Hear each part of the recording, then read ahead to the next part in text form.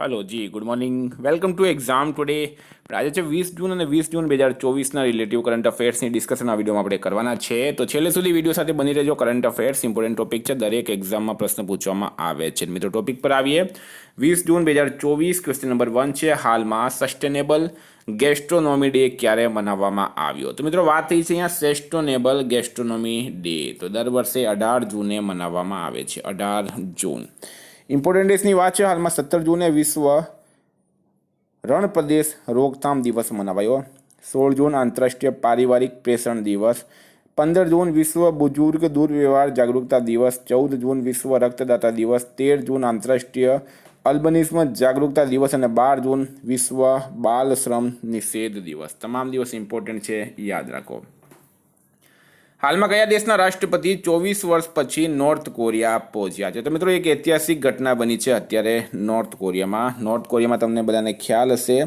North કોરિયાના જે તાનાશાહ છે મિત્રો એનું નામ છે કિમ જોંગ ઉન અને એનું વિદેશમાં કોઈ પણ દેશ સાથે બનતું નથી હવે રાષ્ટ્રપતિ છે મિત્રો વ્લાડિમીર પુતિન રશિયાના રાષ્ટ્રપતિ છે વ્લાડિમીર પુતિન એ નોર્થ કોરિયા પહોંચ્યા છે શા માટે પહોંચ્યા એના વિશે તમને પૂરી હકીકત જણાવું તો તમને ખ્યાલ હશે હાલમાં રશિયા અને યુક્રેન વચ્ચે મિત્રો યુદ્ધ ચાલી રહ્યું છે અને એનું મેઇન કારણ છે નાટો દેશો આ નાટો દેશો જે છે એ યુક્રેનને સપોર્ટ કરી રહ્યા છે સાથે સાથે અમેરિકા પણ યુક્રેનને સપોર્ટ કરી રહ્યો છે બરાબર તો હવે અમેરિકા અને નોર્થ કોરિયા વચ્ચે બનતું નથી તો દોસ્ત કા દુશ્મન કા દોસ્ત હોતા है બરાબર તો એ રીતના મિત્રો દુશ્મનનો દુશ્મન જે હોય દોસ્તાર હોય છે બરાબર તો એ રીતના હવે રશિયા અને યુક્રેન જે છે કારણ કે અમેરિકાનો દુશ્મન છે ઉત્તર કોરિયા અને રશિયાનો દુશ્મન છે અમેરિકા બરાબર તો હવે ઉત્તર કોરિયા પહોંચ્યા છે રશિયાના પ્રેસિડેન્ટ 24 વર્ષ પછી ખૂબ જ મોટી ઘટના છે આ તો વ્લાડિમીર પુતિન જે છે મિત્રો એ રશિયાના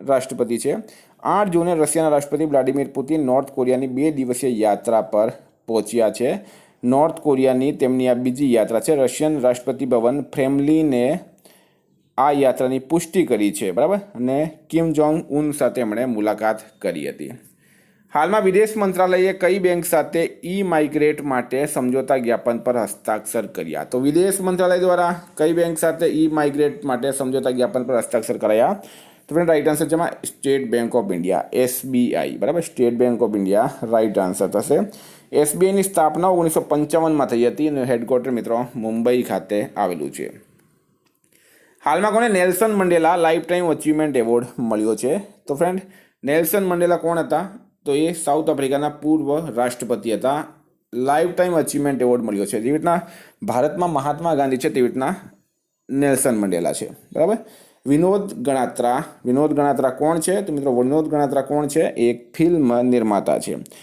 મિત્રો હાલમાં ઇન્ડિયા ટુડે AI એન્કર સનાને વૈશ્વિક મીડિયા પુરસ્કાર મળ્યો નોવાક જોકોવિચને Laureus world sportsman of the year 2024 award મળ્યો કેરળની જીના જસ્ટસને કેમ્બ્રિજ શિક્ષક પુરસ્કાર માટે નામિત કરાયા બાંગ્લાદેશની ગાયિકા રેઝવાના ચૌધરીને પદ્મશ્રી પુરસ્કારથી સન્માનિત કરાયા વિદ્યાર્થી મિત્રો specially Gujarat police constable PSI LRD માટે એક્ઝામ ટુડેનું લેટેસ્ટ એક વર્ષનું કરંટ અફેર્સ આમાં તમને અલગ અલગ ટોપિકની 44થી વધારે કરંટ અફેર્સની PDF મળશે છેલ્લા એક વર્ષની લેટેસ્ટ કરંટ અફેર્સની PDF મળશે 10,000થી વધારે પ્રશ્નોનો સમાવેશ છે ગઈ તમામ એક્ઝામમાં 100% કરંટ અફેર આપણું પૂછાયું છે વન લાઇનર ડિસ્ક્રિપ્શનમાં તારીખ વાઇઝ તમને કરંટ અફેર્સની PDF મળશે તો PDF માટે માત્ર 250 રૂપિયા 9510411961 પર ગૂગલ પે ફોનપે પેટીએમ કંઈ પણ કરો સ્ક્રીનશોટ મોકલી આપો 2 મિનિટમાં મળી જશે હાલમાં 10મો આંતરરાષ્ટ્રીય યોગ દિવસ 2024 ક્યાં આયોજિત કરાશે તો મિત્રો યોગ દિવસ ફરી આવી ગયો છે આંતરરાષ્ટ્રીય યોગ દિવસ બરાબર અને આંતરરાષ્ટ્રીય યોગ દિવસ 2024 જે છે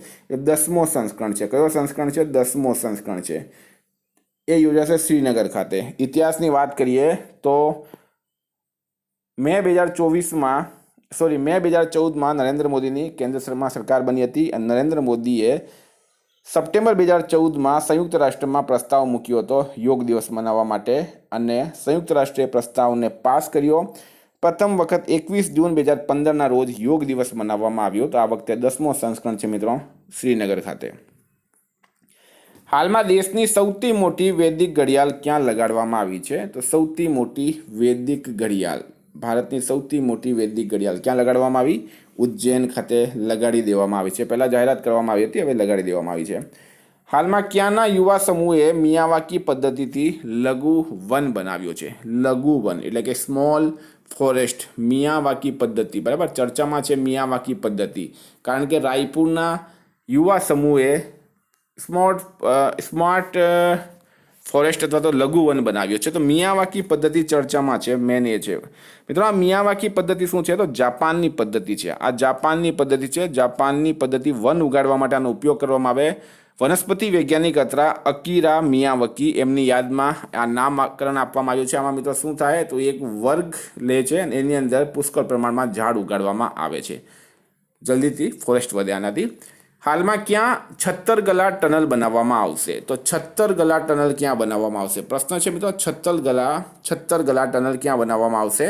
તો ફ્રેન્ડ, રાઈટ આન્સર છે આમાં જમ્મુ કાશ્મીર ખાતે, બરાબર, જમ્મુ કાશ્મીર રાઈટ આન્સર થશે. તમને ખ્યાલ હશે, ઠંડીનો મોસમ હોય મિત્રો, ચોમાસાનો મોસમ હોય તો શ્રીનગરનો જે હાઈવે છે તેના પર બરફ આવી જાય, એના કારણે ટ્રાન્સપોર્ટેશન થમી જાય છે, એને રોકવા માટે. હાલમાં પ્રવાસીઓ માટે ભારતનો સૌથી મોંઘો શહેર કયો બન્યો છે? તો જે ટુરિસ્ટ આવે છે એમના માટે ભારતનો સૌથી મોંઘો શહેર કયો બન્યો? તો મિત્રો રાઈટ આન્સર શું થશે આની અંદર? તો રાઈટ આન્સર છે મિત્રો આની અંદર મુંબઈ શહેર, બરાબર. મુંબઈ નંબર 1 છે અને દિલ્હી નંબર 2 છે. દિલ્હી નંબર 2 છે.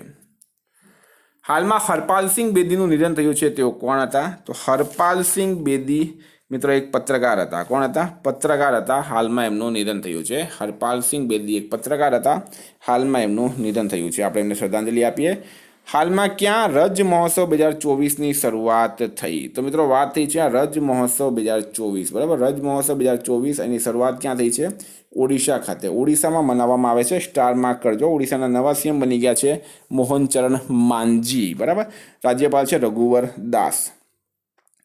હાલમાં આરબીઆઈએ કઈ સહકારી બેંકનો લાયસન્સ રદ કર્યો છે? તો રિઝર્વ બેંક ઓફ ઇન્ડિયા દ્વારા, બરાબર, પૂર્વાંચલ સહકારી બેંક જે છે એનો લાયસન્સ રદ કરવામાં આવ્યો. ભારતીય રિઝર્વ બેંકે યુપીના ગાજીપુર સ્થિત પૂર્વાંચલ સહકારી બેંકનો લાયસન્સ રદ કર્યો છે, કારણ કે પર્યાપ્ત રૂપિયા અને કમાણીની સંભાવના આમાં ઓછી થઈ ગઈ હતી, બરાબર.